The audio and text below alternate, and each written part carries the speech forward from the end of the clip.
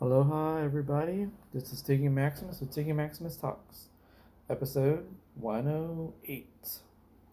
Can you believe it, guys? We actually made it to 108 episodes on Tiggy Maximus Talks on YouTube.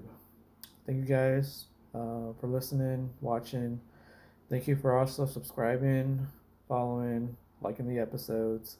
And if you feel like being very generous, um, there is a link that you can um, make a small donation. It's a link you can click on the Spotify episode, um, and if, whatever amount you feel like, anything is fully appreciated. So thank you guys. Um, I have a couple of things to talk about before I head out to a comedy show tonight. Last minute thing, but I figured, new comic, why not? At the American Comedy Company. It starts at 9:30, so I should probably be going pretty soon. But I want to get on here, talk to you guys about the Padres game I went to. Padres versus Angels on July 5th, Wednesday night. Um, I also want to talk about UFC 290 actually. So just those two things right now. Honestly, that was a great experience to go. I mean, going to Petco Park is a great experience in itself if you're not just simply just watching the game. A lot of great food. You got statues, the Tony Gwynn statue. You have the Trevor Hoffman statue. You have an area with all the Hall of Fame Cooperstown plaques, and there's I believe an exhibit display of like a lot of like the Padres history and greatest moments and stuff, and showcasing the best players the Padres have had over the years, and also showcasing the history of the San Diego Padres. So honestly, it's always a great experience. Um, it turns out I actually got to try the Carnitas Snack Shack, which is located. Um, One of them was located in my section because I sat in section 134, which was basically center field, and I happened to get tickets to the first row. And um, I gotta admit, very good carnitas California burrito, especially with no cheese. Um, it's really good stuff. Good carnitas meat. Tortilla wasn't too bad. I liked it. And the ingredients with a little bit of pico de gallo in there, some French fries. I think there's might have been some guac or something. So other than that, I would say it's a very decent burrito. I would have that again. One of the great things about Pickle Park is they always keep refreshing their vendors. So we're all lucky that they can keep keeping things fresh. People keep wanting to come. If anything, I think it might have been like a sold out crowd or something. So, and I think we've already broken the record for sold out crowds in the season. So, kudos to the fans of San Diego Padres for making Pickup Park one of the best ballparks to experience with, family, friends, going solo, going with a buddy. So, I mean, how can you not be happy at Pickup Park, especially when the Padres win? Padres did win 5-3. Um, so the Carnitas California burrito, I would say it was a 8.3 out of 10. So I enjoyed it. Um, I'm glad I got to get that, eat it, and enjoy it while the Padres were winning.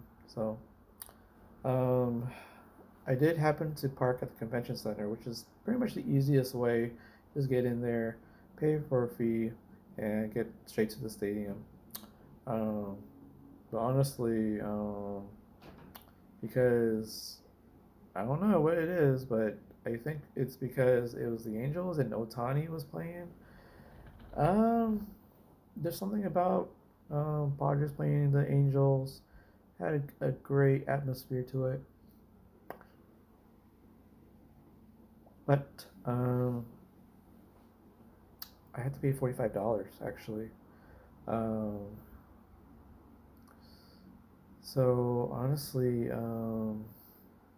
I would say it was a great experience because I realized that when I got the tickets and I sat down with my buddy Renee, that well, not only are our seats in center field, but our seats are right next to the bullpen for the Padres bullpen.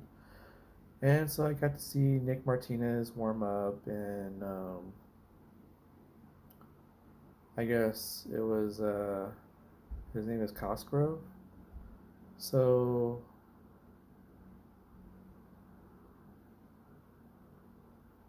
ooh, um, and did get to see Luis Garcia warm up too. Uh, and I did get to see Josh Hader, our closer, warm up as well. Now, granted, when I first saw Nick Martinez warm up, he seemed very vicious. You know, he seemed warmed up, ready to go. So guess what happened the moment that he stepped onto the pitcher's mound once he got called up? First pitch, he got homered on the very first pitch, which may have tied the game. I think it was like 3-3. So, ouch. Um, I I'm trying to remember. I might have to look it up. I think at that time, the moment that he gave up that home run, I think that might erase the Seth Lugo victory he would have qualified for. But unfortunately, you know, now you get to ask the Padres offense to kind of just do something, get the victory for the team in general, get Nick Martinez off the hook. Um, but honestly, um,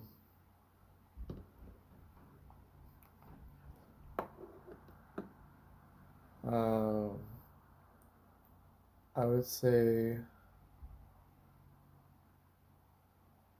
um,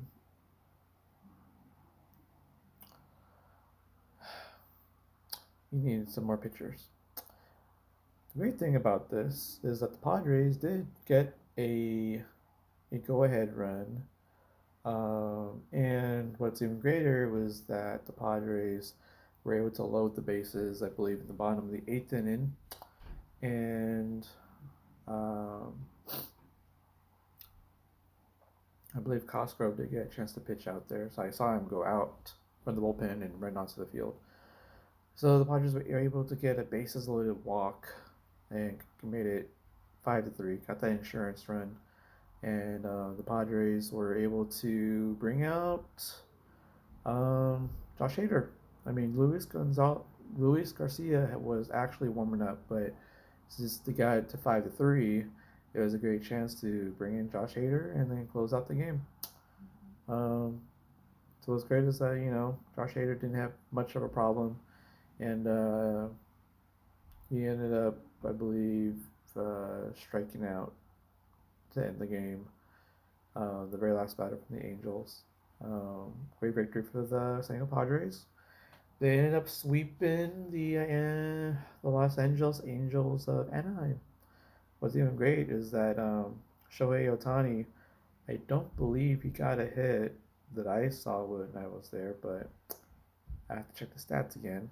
But the last two times I saw him go up, I believe Shohei Ohtani just grounded out and didn't do any damage. So kind of limit the damage, and that's great because the Padres trying to hold it down and get some runs just to support our pitchers. And but hey, I did get to see Shohei Ohtani play, and Fernando Tatis, Juan Soto, Manny Machado, Xander Bogaerts, Jake Cronenworth, um, uh, Rode Odor, uh, Hassan Kim.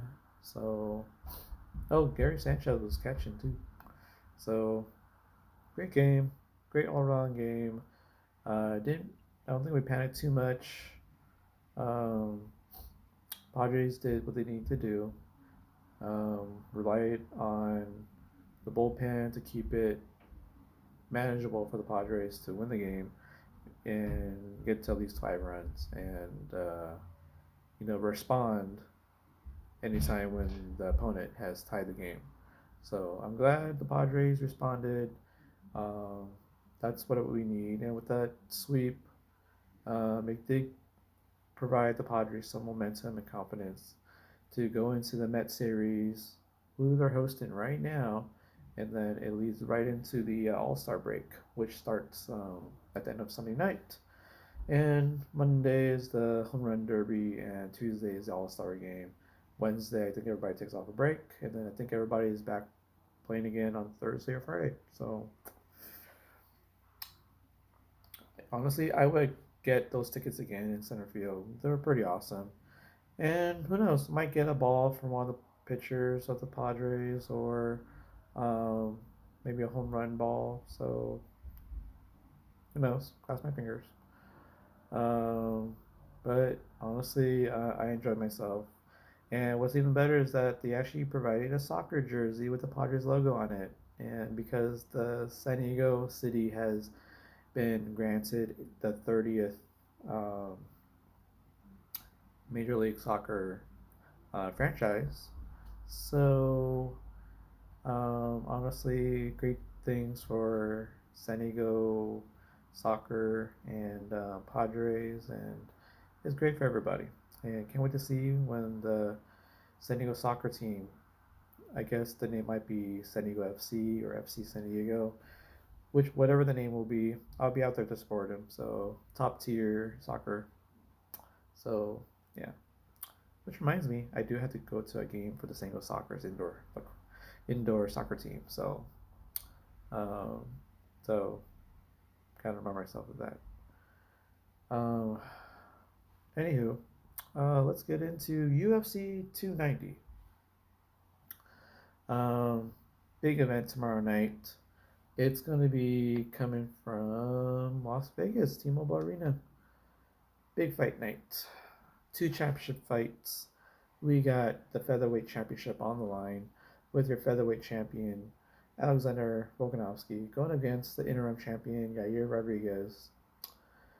This one should be a good fight.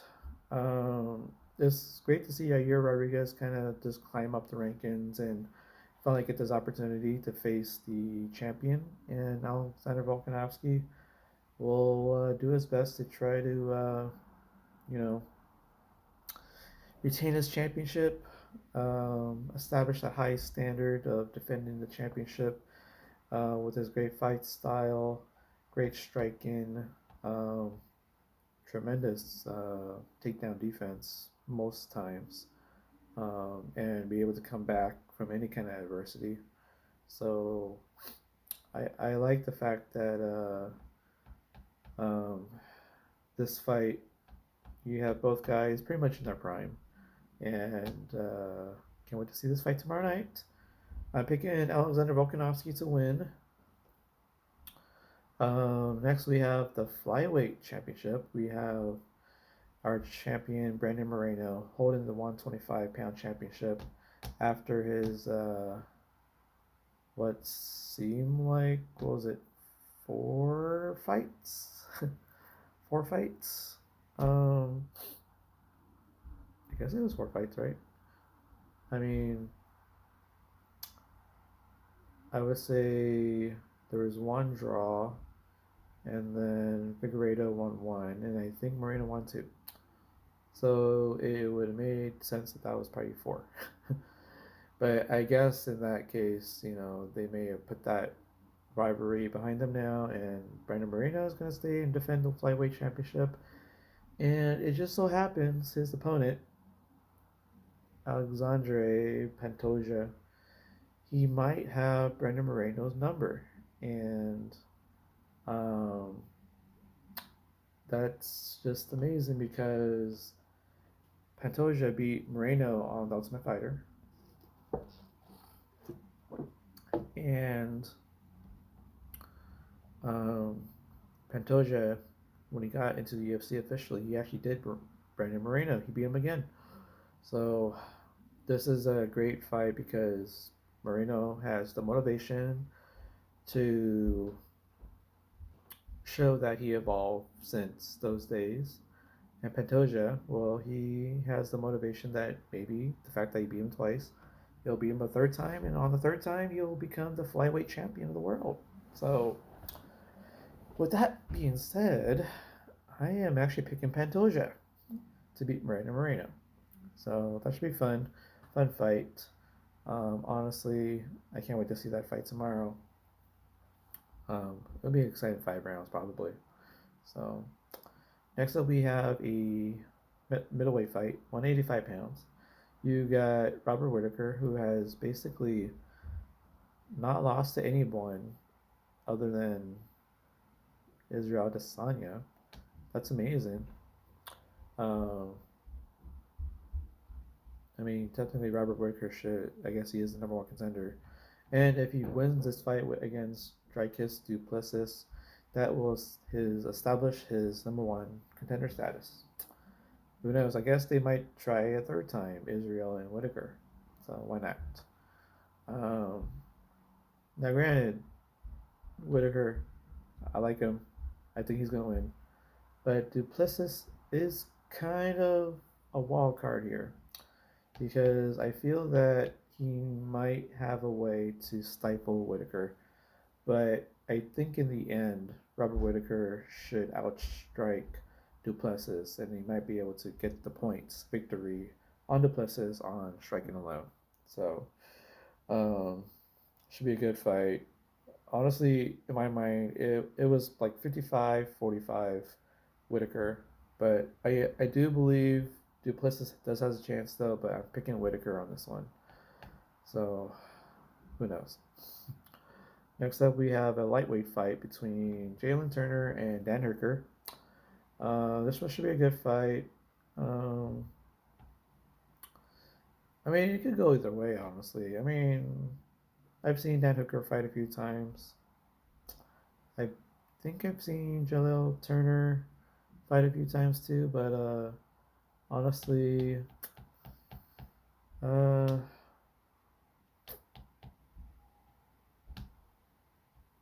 I'll say Turner beats Hooker. Yeah.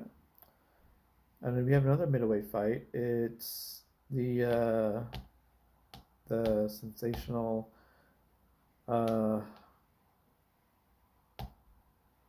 well, I don't know if sensational is the word. You have a amazing, tremendous fighter in Bo Nickel. He just got a new opponent because his name is Val Woodburn, but his previous opponent had to pull out due to, I guess, illness or injury. His name was Gore, and Bo Nickel got to stay on the card, and he got a new opponent on last minute notice, and I still think it's the same result. Bo Nickel will defeat his opponent, and in this case, Bo Nickel will beat Woodburn.